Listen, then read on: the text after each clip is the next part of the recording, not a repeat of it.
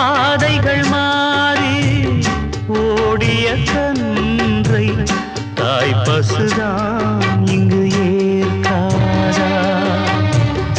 கூட்டில் இருந்து குஞ்சு விழுந்தால் தாய் குருவி அள்ளி சேர்க்காதா? நல்ல காலம் பிறக்க உன்னை நானும் அறிந்தேன், உந்தன் கண்கள் திறக்க இங்கு பாடல் படித்தேன்.